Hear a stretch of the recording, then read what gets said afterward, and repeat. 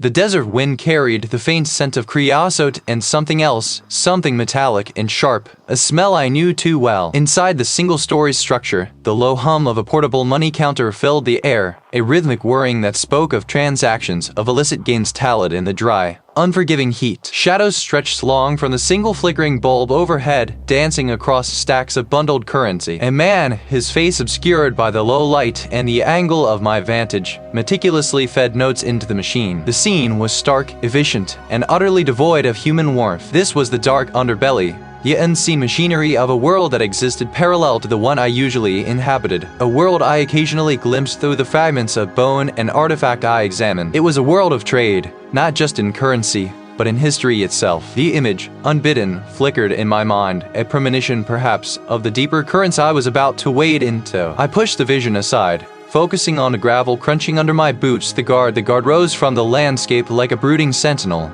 It's the guard architecture, a stark contrast to the bright, indifferent afternoon sun. The estate was isolated, tucked away behind a winding, unpaved road that had tested my vehicle's suspension to its limits. This place, rumored to house a sprawling, undocumented collection of antiquities, was the last known residence of Dr. Alistair Finch, a historian whose academic renown was matched only by his reclusiveness. Now, he was dead. Seth, glad you could make it. The voice belonged to the detective, a man whose weary eyes held a perpetual question mark. He stood beside a police cruiser, its siren lights a silent, pulsing red against the gray stone of the manor's west wing. I'd seen this look on the faces of law enforcement before, the desire for a clean, uncomplicated explanation. "What's the official line?" I asked, my gaze already sweeping across the scene, taking in the manicured, slightly overgrown grounds. "Accidental fall," the detective stated, gesturing vaguely towards a section of ivy-clad wall. "Fell from the third-story balcony. He was found this morning by the groundskeeper. Head trauma. Open and shut." I nodded slowly, but my internal monologue was already picking apart his words. Open and shut was rarely how things truly were, especially when a man of Finch's stature, surrounded by invaluable history, met an untimely end. My work began where the obvious ended, in the subtle nuances that spoke volumes. "Where are the remains?" I inquired, pulling on my examination gloves. The latex stretched tight over my fingers, a familiar, reassuring sensation. Still at the scene,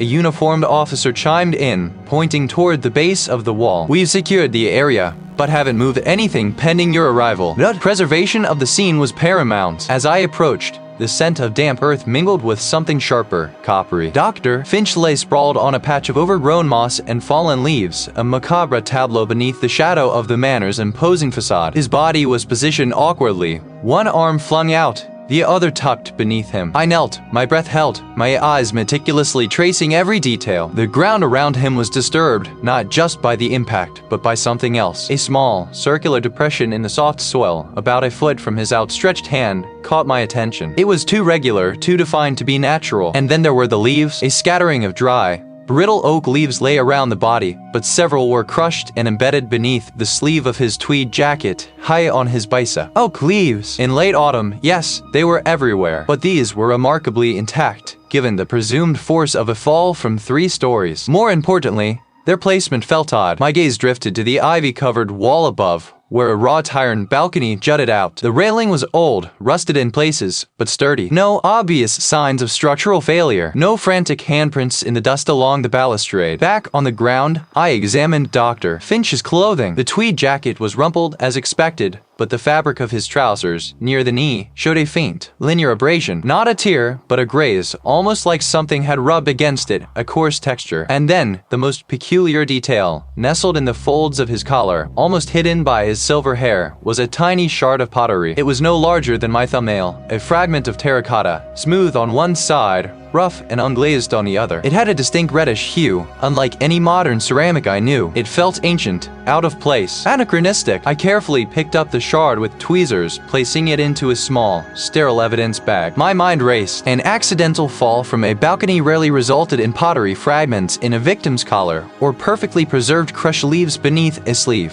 or a curious circular depression in the soil. These were not the hallmarks of gravity's indifferent hand. The detective watched me, a flicker of curiosity in his eyes. He hadn't seen what I had. He wouldn't have. My training, my entire career, was built on seeing what others missed, on finding the narrative hidden in the dust and debris. Alistair Finch might have been a renowned historian, but the story of his death was not going to be found in textbooks. It was etched into the earth around him, in the fabric of his clothes, and in that tiny, ancient piece of clay. This wasn't an accident. This was a narrative crafted to conceal, and I was beginning to read between the lines. The preservation of the scene was paramount. Doctor, his body was positioned awkward. My gaze swept over the scene, taking in the grand, decaying architecture of the estate, the skeletal branches of an ancient oak overhead, and the faint, almost imperceptible tracks in the dewy grass leading to the body. The air was still, heavy with a silence that felt less like peace and more like a held breath. The local constable, a stocky man with a perpetually furrowed brow, stood a respectful distance away, his hands clasped behind his back, observing me with an intensity that bordered on impatience. A uniformed officer manned the perimeter, keeping alone. Curious estate worker from straying too close. I gave them a curt nod, an acknowledgement of their presence, but my focus was already narrowing, zeroing in on the central tragedy. The constable shook his head. No, Professor Seth. Yes, as you see it. The estate manager found him this morning, called us straight away. I appreciated that. An undisturbed scene was a luxury I rarely afforded. I pulled on a fresh pair of nitrile gloves, the material stretching taut over my fingers, a second skin. Kneeling beside the body, I began my meticulous visual assessment. Finch's limbs were splayed at unnatural angles, his head twisted sharply to one side. A dark stain bloomed on the moss beneath his temple, stark against the vibrant green. His spectacles lay several feet away, one lens shattered, glinting like a broken eye. The reported fall trajectory, according to the constable's brief initial report, suggested a tumble from an upper-story window or perhaps a balcony. But even from this preliminary distance, something felt off. The sheer violence of the impact seemed inconsistent with the relatively short distance to the ground, especially given the soft landing spot of moss and leaves. I started with his clothing. The tweed jacket, once impeccably tailored, was ripped at the shoulder and elbow, fibers splayed. His trousers were scuffed, and the knee of one pant leg was torn, revealing a patch of abraded skin beneath. I leaned closer, my forensic light illuminating the fabric along the frayed edges of the tier, and caught in the weave of the tweed, I noticed a fine, almost shimmering dust. It wasn't the usual grit of soil or pulverized concrete. This was different. It possessed a peculiar, almost iridescent quality, catching the light with a subtle metallic sheen. I retrieved a sterile brush and a collection vial from my kit, carefully sweeping the minuscule particles into the container. This dust, whatever it was not native to this damp, burdened estate. I knew the local geology intimately. This mineral signature was alien. My mind immediately began cycling through possibilities, cross-referencing known geological deposits with the visual characteristics of the dust. It sparked a quiet, unsettling hum in the back of my skull. Next, the body. I ran my gloved hands carefully over Dr. Finch's exposed skin, feeling for irregularities. The skin around his wrist and forearm felt strangely loose, almost detached from the underlying bone structure. This wasn't a clean break, but something far more insidious, like a series of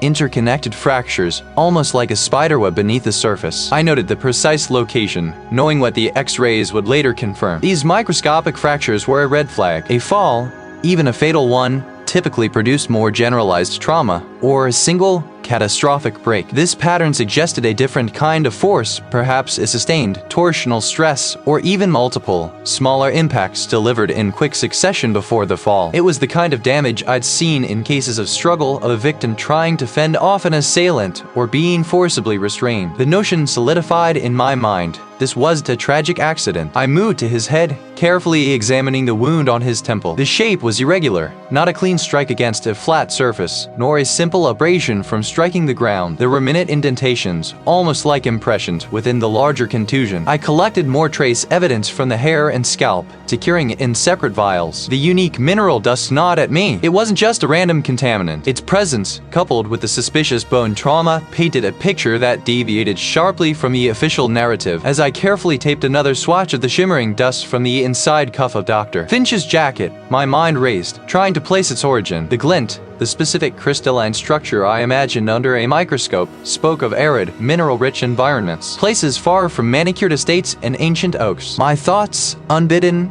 conjured images of clandestine operations, of transactions far removed from the civilized world. Finch, with his vast knowledge of such things, might find himself entangled. The anachronistic details, the subtle inconsistencies, all pointed to a carefully orchestrated deception. My suspicion of foul play wasn't just a hunch anymore, and it was just the beginning. D, unnaturally twisted to the side. The air around him was still heavy with the scent of damp earth and something else. Something metallic and faintly acrid that didn't quite fit the natural decay of a forest floor. The tattered tweed jacket, the worn leather elbow patches, the expensive watch still clinging to a wrist already showing lividity. My eyes narrowed on a faint, almost invisible sheen on the collar of his jacket, near the shoulder. It wasn't pollen, nor common soil. This was a fine, shimmering particulate, like microscopic glitter, but duller, grayish-green. It was sparsely distributed, but undeniably present, clinging to the fabric fibers, almost camouflaged against the dark tweed. I leaned closer, careful not to disturb anything, and inhaled lightly. No distinct smell from it,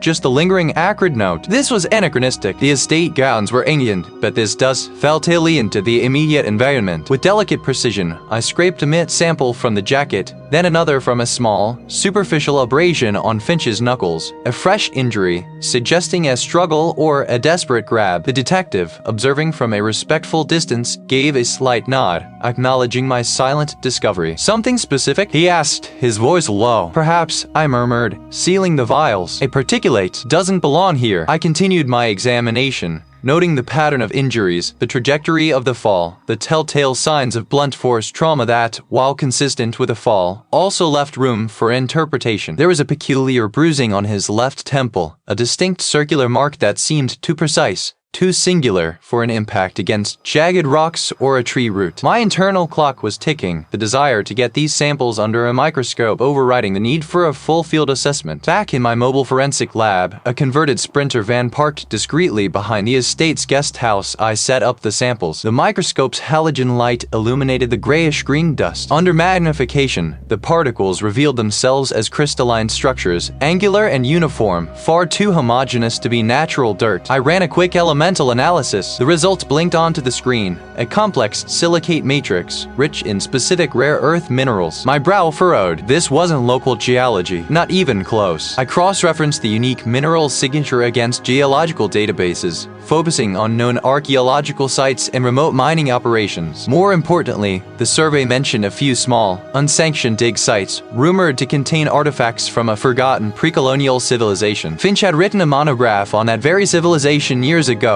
a niche subject even for him. A quick search through Finch's digital footprint, accessed through the detective's secure channels, revealed a recent flurry of encrypted communications, all originating from that same remote region. The last recipient of Finch's messages was an unregistered number, but linked to a data burst from a satellite phone. The satellite phone's owner, according to a partial identity trace, was a former research assistant of Finch's, a young, ambitious historian who had, by all accounts, fallen out with Finch months ago. Their last known location pinged to a coordinates deep in the desert. The drive was long, dust-choked, and punctuated by the drone of the engine. The sun beat down, turning the air into a shimmering haze. My vehicle, built for resilience, handled the rough terrain without complaint. Hours later, the GPS directed me off the main track onto a barely visible two-rut path that snaked through a landscape of scrub brush and jagged, ochre-colored rock formations. Finally, I spotted it, a low, nondescript building, constructed from corrugated metal and local stone,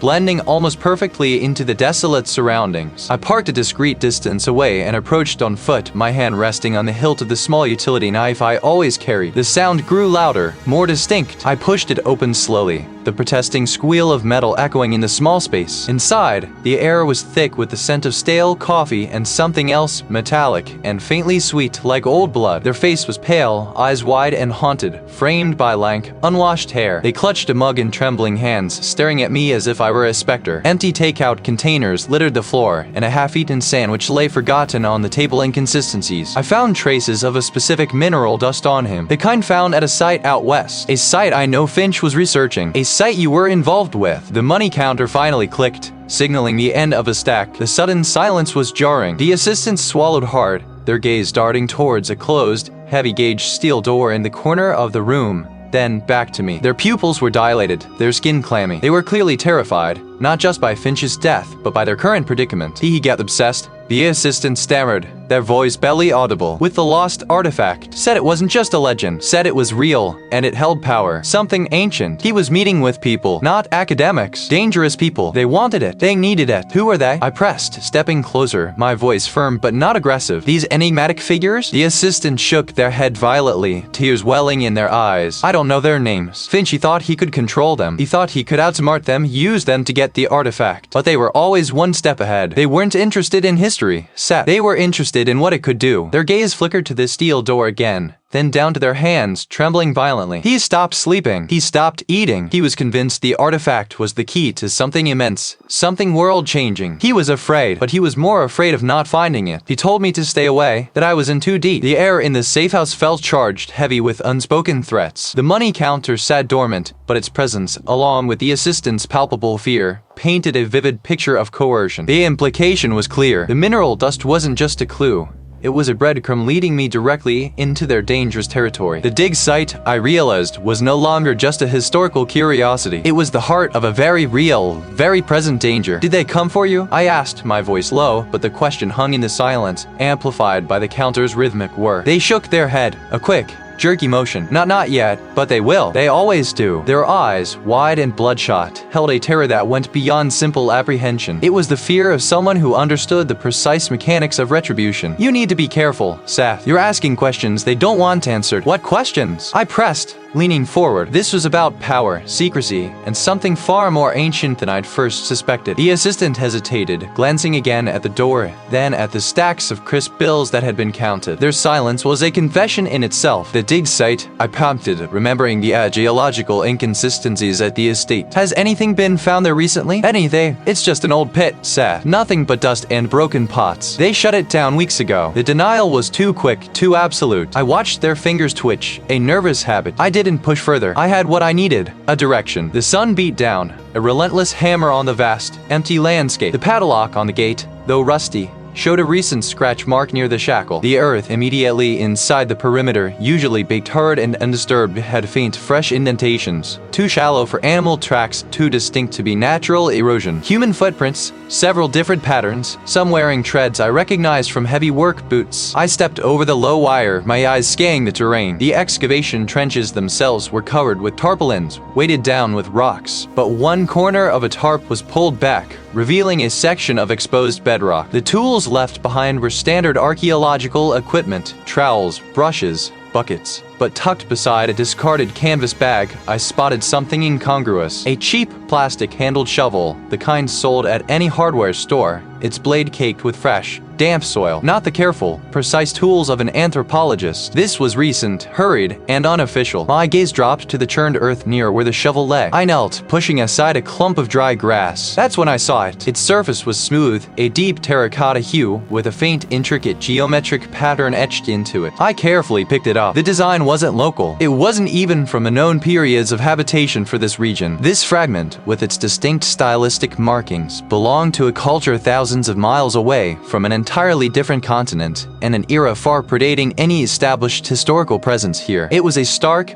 undeniable anachronism, a piece of the puzzle that simply didn't fit, and it screamed of illicit trade. Pocketing the fragment, I continued my methodical search, documenting every disturbed patch of earth, every misplaced rock. The signs were undeniable. Someone had been here recently, digging for something specific, something they didn't want anyone else to find. My phone vibrated. It was the lead detective from the local precinct, Seth. His voice was clipped, devoid of the usual professional courtesy. We need to talk about the historian's case. My superiors want it wrapped up. Wrapped up? I countered, standing up, the desert wind whipping at my clothes. I'm still finding evidence that contradicts the official narrative. I just found something at the dig site that suggests suggestions aren't facts, Seth, the detective interrupted, his tone hardening. The coroner's report is in. Accidental fall, clear as day. We've got pressure from the estate owners, the district attorney, even the governor's office. This case is closed. Officially, the unspoken threat was palpable. "Stop digging! I'm not finished," I stated, my resolve hardening. "The evidence I've collected points to something else entirely, and I won't ignore it." There was a heavy sigh on the other end, then a click. He'd not. The local law enforcement wasn't just resistant, they were actively trying to shut me down. That only solidified my conviction that I was on the right track. Someone powerful wanted this buried. I spent the rest of the day meticulously processing the samples from the dig site,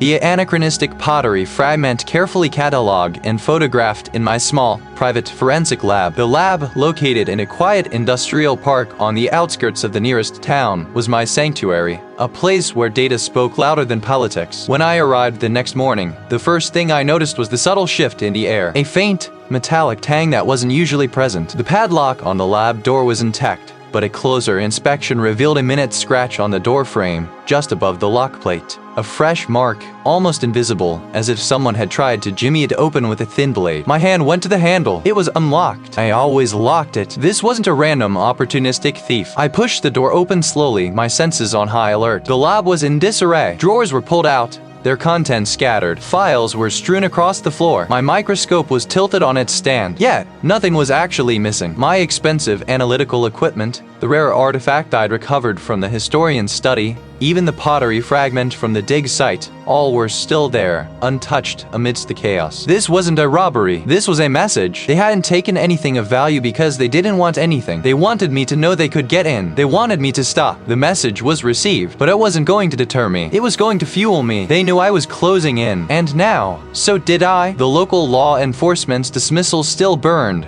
a cold ember in my gut. Their refusal to engage, the thinly veiled threats to cut off my access, it all screamed cover-up. It solidified my conviction that I was on the right track, that Finch's death was no accident. I spent the rest of that day meticulously organizing my findings, mentally replaying every detail of the estate, every fragment of bone, every speck of earth. The machine sat on a scarred metal table in the corner, a silent testament to the illicit activities that likely funded this clandestine operation. I ignored it, my focus laser sharp on the small, unassuming pottery fragment cradled in a velvet-lined case on my own temporary workbench. My portable microscope, its LED light casting a sharp beam, hummed quietly beside it. He was found tucked inside a hollowed-out book in Finch's study. It bore intricate geometric patterns and a peculiar glaze. My initial hypothesis was that it was a genuine artifact, perhaps a clue to the ancient civilization Finch was researching. I'd spent hours carefully cleaning it, photographing it, and now, examining at a microscopic level. I adjusted the focus, bringing the surface into sharp relief. The glaze, initially appearing aged and authentic, began to reveal its secrets. Under magnification, the minute air bubbles trapped within the fired clay were too uniform, too perfectly spherical. Natural firing processes, especially those centuries ago, produced irregular,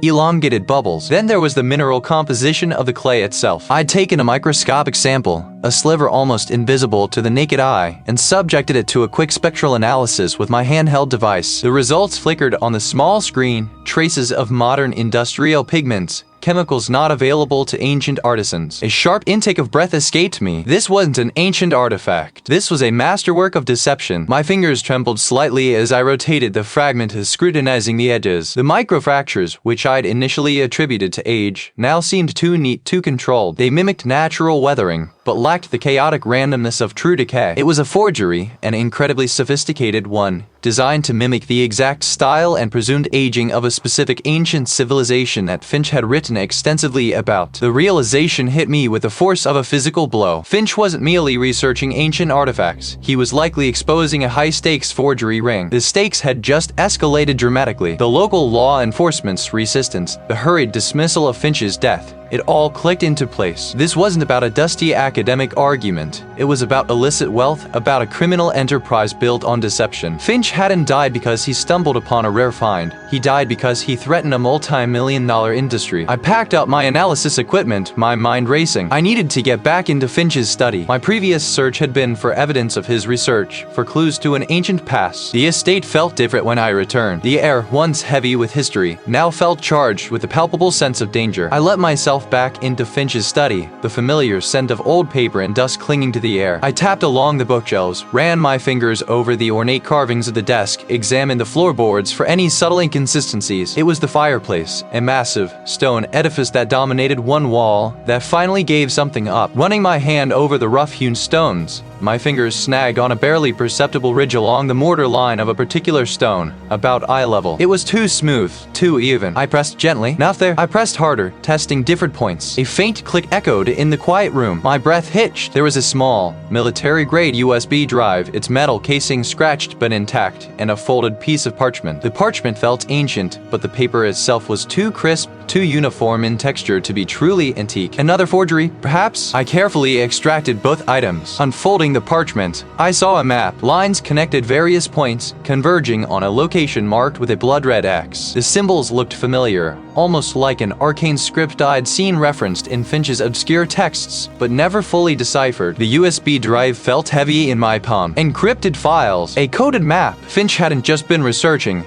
He had been investigating, and he had found something worth dying for. I was no longer just an anthropologist. I was a detective, thrust into a web of deceit far more intricate and dangerous than any ancient mystery. The game had changed, and I was now a player. Someone powerful wanted this. I hunched over the worn table, the only light in the expansive, echoing space coming from the screen of my ruggedized laptop. The counter's rhythmic whir and click was a constant, unnerving companion, a metallic pulse that spoke of transactions I wanted no part of, yet found myself entangled in. My fingers, still gritty from the dust of Finch's study, danced over the keyboard. The drive out here had been a blur of desert highway and growing apprehension. I'd managed to extract the encrypted drive in a small, leather-bound notebook with what looked like a coded map from Finch's hidden compartment before the local authorities had officially barred me from the scene. Now, with the digital and analog evidence laid out before me, I felt a familiar surge of adrenaline. This was my element. The meticulous dissection of data, the hunt for patterns in chaos. Finch had been a historian,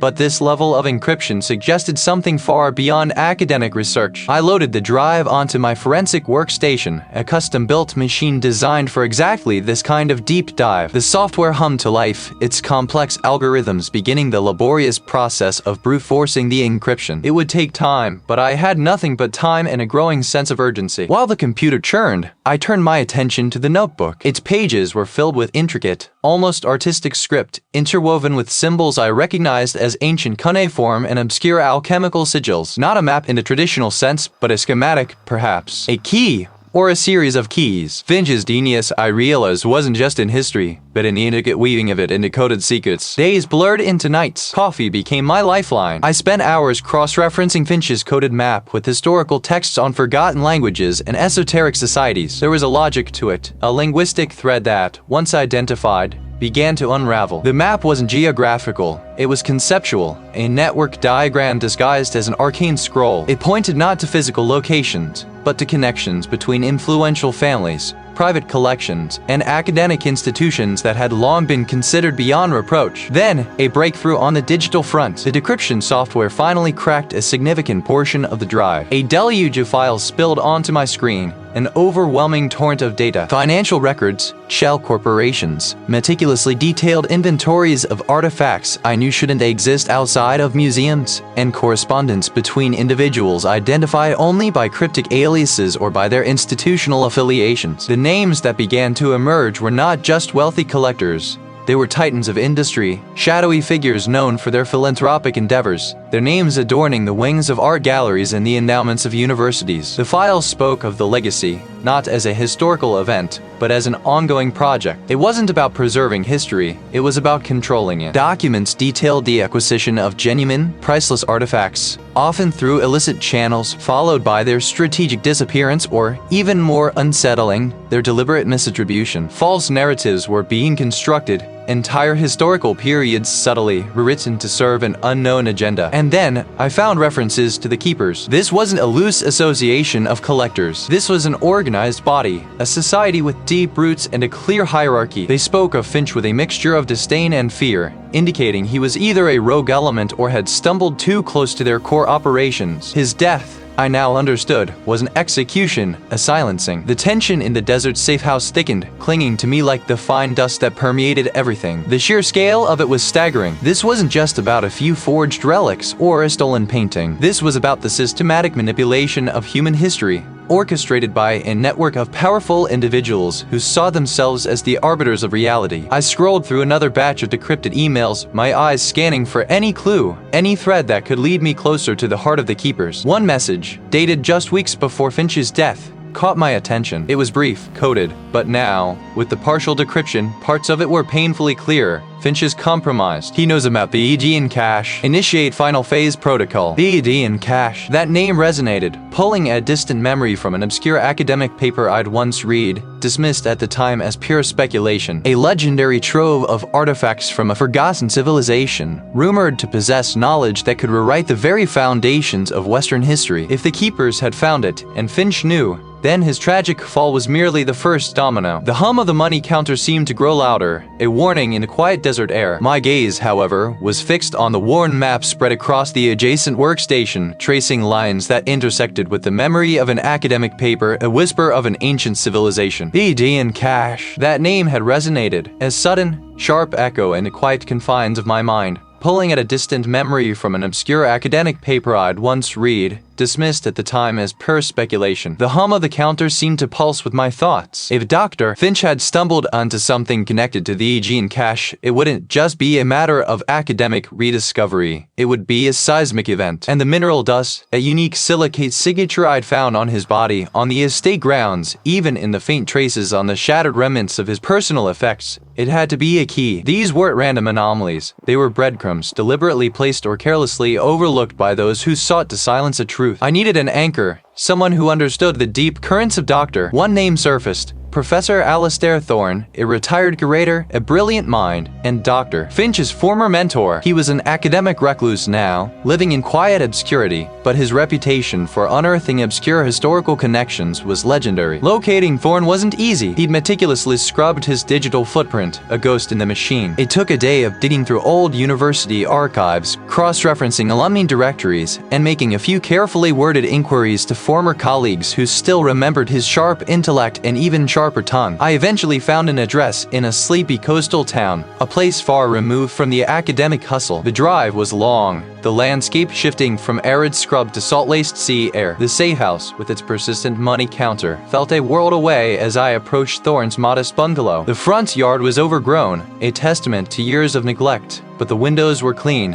and a faint light glowed within. An elderly woman, Thorne's housekeeper, answered the door, her expression wary. She tried to dismiss me, claiming the professor was unwell. Seeing no one. I understand, I said, my voice calm, but this concerns Dr. Then it's urgent, and I believe Professor Thorne would want to hear it. The mention of Dr. Finch's name seemed to crack her resolve. She hesitated, then led me into a dimly lit study, cluttered with books and papers stacked precariously high. Professor Thorne sat in a worn leather armchair, a thin blanket draped over his legs. His eyes, though clouded with age, still held a piercing intelligence. He looked me over, a slow, appraising gaze. Dr. Finch, you say? His voice was raspy, laced with a weariness that went beyond physical infirmity. What could possibly be so urgent about a tragic accident? I pulled a small, sealed bag from my coat pocket. Holding it up, inside, a tiny pinch of the iridescent mineral dust shimmered. This was found on Dr. Finch's body, Professor, and at the estate where he died. It's a unique silicate. I've traced its geological signature to a very specific, remote deposit, and Dr. Finch was investigating something he called the Aegean cache. Thorne's eyes narrowed, his gaze fixed on the dust. A tremor ran through his hand, causing the blanket to shift groups. Seth, Thorne finally began, his voice barely audible. Who believes some knowledge is too potent for the world? Too dangerous. They're called the Keepers. Not a formal organization. Not in the way you'd imagine. More a network, an ideology. They've existed for centuries, protecting certain historical narratives, certain archaeological finds. Controlling them. For political gain. For financial gain. For power. Dr. Finch, bless his stubborn soul, threatened their carefully constructed edifice. My mind reeled. A secret society, controlling history itself. It sounded like the plot of a pulp novel, yet the look in Thorne's eyes, the palpable fear, anchored it to a terrifying reality. The mineral dust, I pressed. Does it mean anything to you? The specific silicate? Thorne closed his eyes for a moment, gathering his thoughts. When he opened them, the weirdness was profound. Yes, it does. It's a very particular mineral found almost exclusively in the geological strata beneath one specific location. A private estate, high in the hills, built upon what many believe to be the ruins of a much older, forgotten settlement. The owner, a reclusive industrialist, inherited it from a long line of ancestors rumored to have unusual interests. The estate goes by many names, but most commonly, it's known as Blackwood Manor. Blackwood Manor. The name clicked into place with a sickening finality. It was the same estate where where Dr. Finch had died, the same estate where I had first found the dust, initially dismissing it as an anomaly. Now it was the epicenter of a conspiracy far grander and more dangerous than I could have imagined. I had found my link, but in doing so, I'd stepped directly into the path of the keepers, and they wouldn't take kindly to someone disturbing their carefully buried secrets. Stacked bundles of crisp currency sat next to it, not mine, but the collateral for the information I'd bought. Dust motes danced in the single beam of light slicing through a grimy window, illuminating the rough-hewn table where my own gear lay meticulously arranged. Lockpicks, a compact thermal imager, a miniature endoscopic camera, and a pair of dark, reinforced gloves. My determination, however, felt far heavier than any of it. The Lockwood Manor had been a trap, a diversion. Thorne's estate was the true target, the heart of the serpent. I checked my watch. 2 hours until the window of opportunity. The desert night outside was a vast, in-kai canvas, perfect for vanishing acts. This wasn't about bones anymore. It was about breaking and entering, a dangerous game I hadn't played since my youth. But the stakes were too high to falter. The drive was long, the paved road quickly giving way to a gravel track that snaked deeper into the desolate landscape. The estate emerged from the darkness like a monolithic shadow, a sprawling complex of modern architecture seamlessly integrated with the rugged terrain. High walls, motion sensors, and a network of cameras were visible even from a distance, a clear declaration of Thorne's desire for absolute privacy. This wasn't just a home.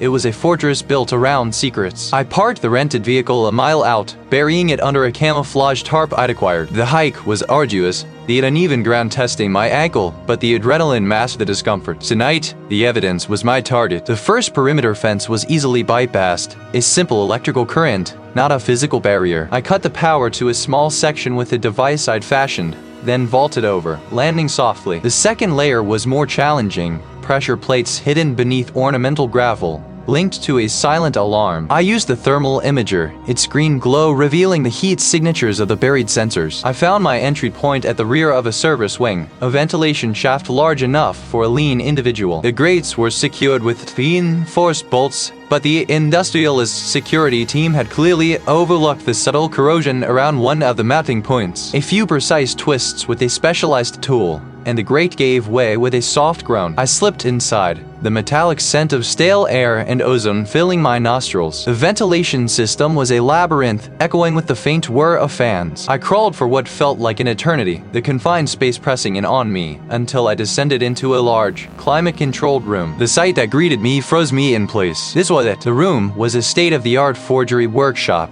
far more advanced than I could have imagined. Long workbenches were laden with precision tools, micro-engravers, spectroscopic analysis equipment, and an array of chemicals I recognized as pigments and aging agents. Incomplete pieces lay scattered, a half-finished clay tablet inscribed with cuneiform, its edges artificially worn, a parchment scroll, its surface being meticulously treated to simulate centuries of decay, fragments of pottery, some still wet with fresh slip, others ready for firing. The air hummed with the quiet efficiency of high-tech machinery, and the smell of solvents mixed with the earthy scent of raw clay. I saw magnifying glasses, fine brushes, and even a 3D printer capable of replicating intricate details. This wasn't just a casual operation, it was an industrial-scale enterprise dedicated to manufacturing antiquity. Then, I noticed it. A subtle seam in the far wall, barely visible beneath a large, framed abstract painting. The painting itself was unremarkable, but the wall behind it felt different. I ran my gloved hand over the surface, feeling a faint vibration. This wasn't just a workshop, it was a front. I moved the painting, revealing a flush panel. My fingers traced the outline, searching for a mechanism, a pressure plate, disguised as a decorative relief, depressed with a soft click. The panel slid inward with a low hiss, revealing a dark corridor. My thermal imager confirmed the lack of heat signatures, suggesting it was rarely used. The corridor led to a heavy steel door, its surface unmarked. No visible handle, no keypad. I pulled out my endoscopic camera, threading its flexible lens into a tiny gap at the bottom of the door. The internal view showed a complex locking mechanism,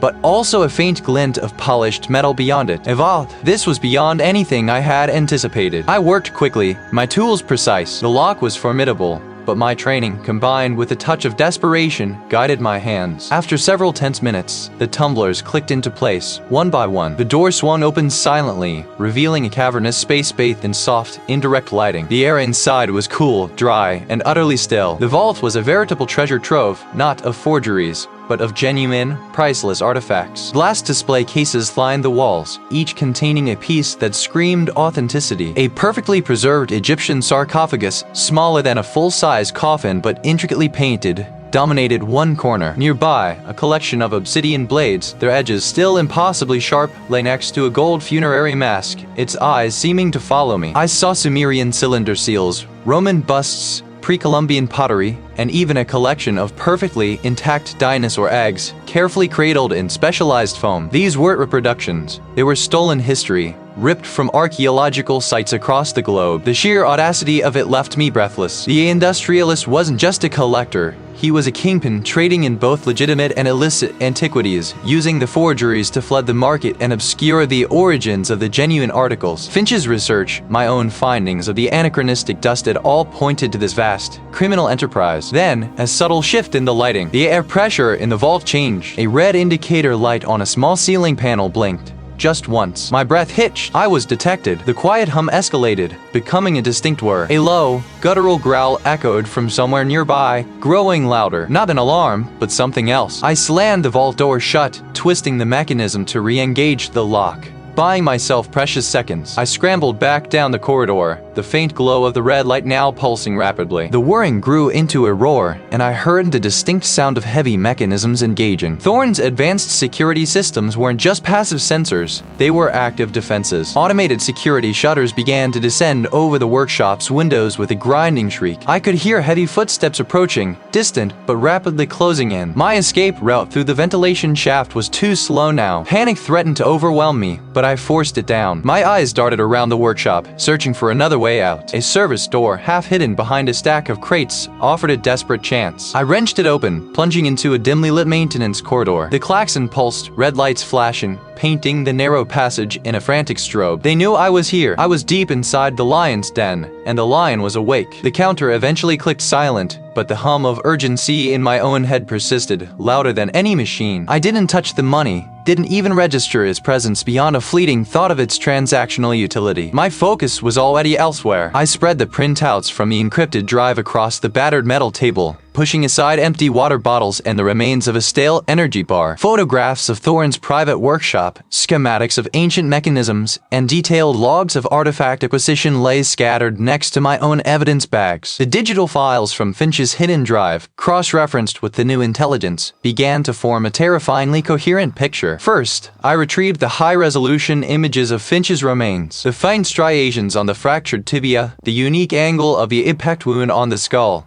details I'd meticulously documented at the estate. Next, I brought out the trace evidence, the microscopic metallic flecks I'd extracted from Finch's clothing, unlike any modern alloy, and the peculiar soil samples from the initial scene, distinct from the surrounding garden. I had suspected, but now I could confirm. The photographs from Thorne's workshop, acquired through clandestine channels, showed a workbench laden with antique tools. My gaze locked onto one particular implement, a heavy, ornate mallet with a distinctive, slightly chipped head. Zooming in on the workshop photo, then comparing it to my macro shots of Finch's skull fracture, the unique pattern of the impact surface became chillingly clear. The small, irregular indentation on the mallet head was the inverse of the minute imperfection on Finch's bone. A perfect, brutal match. Then came the metallic flecks. The workshop photos also depicted a small forge and a rack of partially finished metallic artifacts, some with the same unusual sheen as the particles from Finch. The information I'd paid for detailed Thorne's obsession with replicating ancient alloys, a secret craft passed down through generations of the keepers. Finch hadn't just fallen.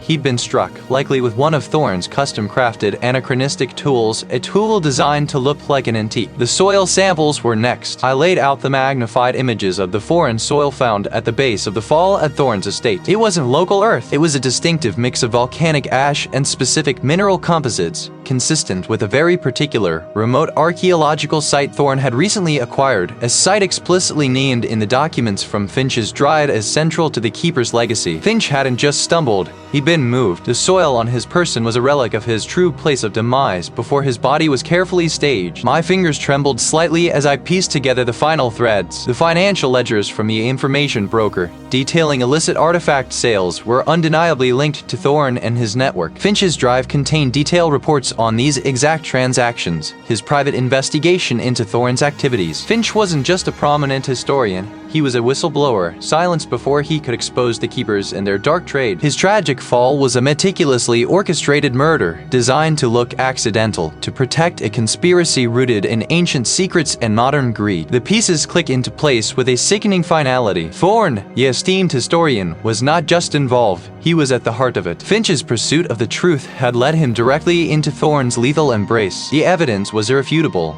an unassailable forensic case built on minute details that screamed of premeditation and a desperate cover-up. Thorne was powerful, well-connected. The police force, or at least elements within it, might already be compromised, their judgment clouded by Thorne's influence or worse, his coercion. Presenting this evidence wasn't just a matter of professional duty, it was an act of war against a deeply entrenched power. I started organizing the printouts, creating a logical flow, highlighting key comparisons, preparing a concise, undeniable narrative. Each photograph, each trace sample, each page of the illicit ledger became a weapon. My life, I knew, was now gravely at risk, but the truth was out, staring me in the face, and I wouldn't let it be buried again. I would face whatever came next, armed with facts, ready to expose the keepers. The contact, a grizzled informant whose face I'd only glimpsed in shadow, had delivered. He detailed the network, the drop points, the key players, and most importantly, Thorne's direct involvement, not just in the artifact trade but in silencing anyone who threatened it. Dr. Finch had stumbled onto something too big, something that implicated Thorne directly in the theft of the estate's most prized and still missing artifact, the Chronos medallion. And Thorne had panicked, staging the fall. My gaze drifted to the bundled cash. This was a costly gamble, an act of desperation fueled by righteous anger. I had no backup, no official sanction, just the scattered pieces of evidence I'd meticulously collected, now bolstered by this sordid intelligence. Thorne was expecting me to back down, to accept the official narrative. He wouldn't expect me to come knocking. I folded the notepad, slipping it into my inner jacket pocket, the worn paper a comforting weight against my ribs. The confrontation had to be direct, undeniable. I needed to force Thorne's hand, expose his lies in a way that left no room for retreat. The drive back to the estate was a blur of sun-baked asphalt and scrub brush. He was a shrewd man, powerful, accustomed to manipulating narratives, but he hadn't accounted for the stubbornness of a forensic anthropologist obsessed with truth, especially when that truth was etched into bone and soil. The wrought iron gates of Thorne's ancestral estate loomed, stark against the twilight sky. No official escort, no flashing lights, just my beat-up rental car, pulling up to the intercom. I pressed the button, the static crackle a prelude to the coming storm. Nas, a voice, clipped and wary. Seth, I need to speak with Thorne. It's urgent. A pause. Acclaim. The gates swung inward with a slow, grinding groan. Thorne knew I was coming, or at least,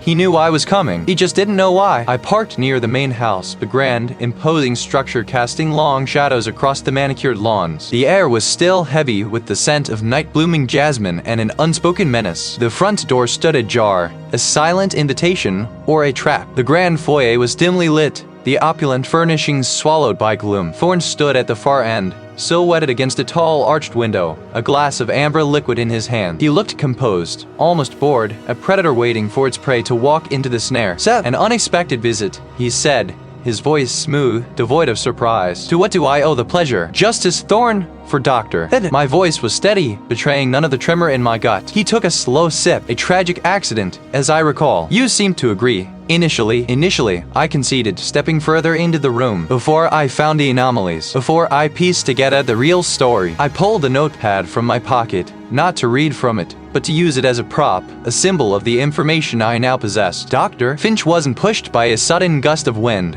Thorne. He was struck. The specific pattern of microfractures on his temporal bone, the minute flecks of anachronistic mortar embedded in the wound, they tell a different tale. Not a fall, but a forceful blow with a specific, heavy object. An object, I might add, that has been missing from your personal collection since the night Dr. Finch died. Thorne's jaw tightened almost imperceptibly. Conjecture, Seth. You have no proof. I have the forensic evidence, Thorne. The impact dynamics, the bone fragments, the precise angle of the trajectory. And now, I have the motive. Finch discovered your dealings. He found the network, the buyers, the clandestine transport routes for the stolen artifacts. He found out about the Chronos medallion, the artifact you claimed was lost, but which you've been using as collateral to fund your keeper's operation. I watched his eyes, searching for a crack in his composure. There it was, a flicker of something, a primal fear. The medallion was never found, Thorne stated, his voice now edged with steel. A historical myth. No, Thorn, it was found by Dr. Ed, and you killed him for it. You staged the fall, hoping my initial assessment would confirm your narrative. But you underestimated the bone. You underestimated the dust. And you certainly underestimated my ability to read them. He set his glass down on a nearby table with a soft clink. The sound resonated in the cavernous room. You're accusing me of murder, Seth, without a shred of admissible evidence. I have the evidence, I countered, my gaze unwavering. And I have a witness. Someone who knows about your operation, about the medallion, about the night doctor. Finch died. Thorn's expression hardened, his composure finally shattering. You think you can waltz in here and dismantle everything I've built? I am here to expose a murderer, I corrected, and to bring justice for a colleague. Thorn moved then, not towards me, but towards a heavy oak door recessed into the wall beside him. My instincts screamed. This wasn't a retreat, it was an activation. He was signaling, or perhaps arming himself. You won't leave here with your precious evidence, Seth. Thorn snarled, his voice a low growl. You'll join Dr. Ed. He yanked the door open. They were anonymous, hulking shapes, their faces obscured by the dim light. The keepers, I presumed, his muscle. I pivoted, my gaze darting around the foyer. No obvious escape route. Thorn wasn't just defending himself. He was cornering me. One of the figures lunged, a silent, swift movement. I sidestepped, my forensic training usually focused on the minute, now adapting to the immediate and brutal. I wasn't a fighter, but I understood physics, leverage, and the vulnerabilities of the human form. I dodged a heavy fist, feeling the air stir as it whistled past my ear. My eyes scanned the room, searching for anything, a weapon, a distraction, an exit. The front door was a long way off. He wasn't participating directly,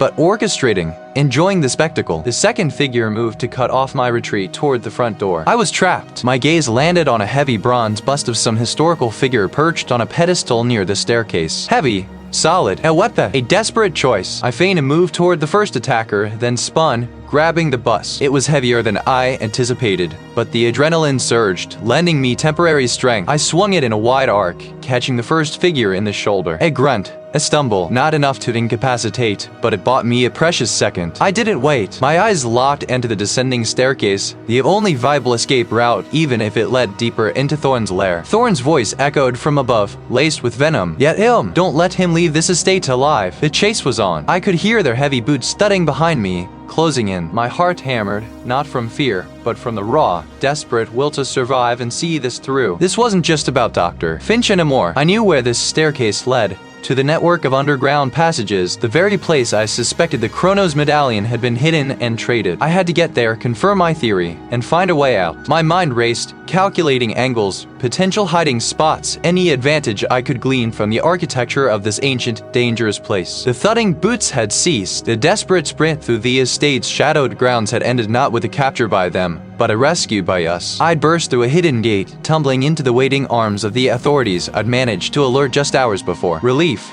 sharp and sudden, had nearly buckled my knees. Thorn and his network of conspirators, caught off guard by the sudden influx of official vehicles, had been quickly overwhelmed. The architect of this dark legacy, along with his key operatives, were now in custody. The safe house, a nondescript structure of corrugated metal and reinforced concrete, was a hive of activity. My colleagues, along with a team of investigators, meticulously cataloged the recovered treasures. Tables overflowed with artifacts, ancient coins, intricately carved figurines, scrolls brittle with age. I watched a forensic technician carefully brush dust from a small, obsidian idol. Its eyes, chips of polished quartz, seemed to gaze back at me with an ancient, knowing stare. The sheer volume of the hall was staggering, confirming my suspicions about the true scale of their operation. This wasn't merely about personal greed. It was about control, about manipulating history itself. Seth, a lead investigator, called, gesturing me toward a large display board covered with photographs and flowcharts. We've cross-referenced the ledgers found at Thorn's primary vault with the digital files recovered from the estate's servers. The organization is far more extensive than we initially imagined. He pointed to a web of names, shell corporations, and offshore accounts. The lines connecting them painted a grim picture of a global network, deeply entrenched, meticulously organized. Dr. Finch had simply been the latest casualty. It was an obscene amount, a testament to the immense wealth generated by their illicit trade. The sound, mechanical and precise, felt like the steady pulse of a machine dismantling a vast, corrupt system, piece by painstaking piece. The tension,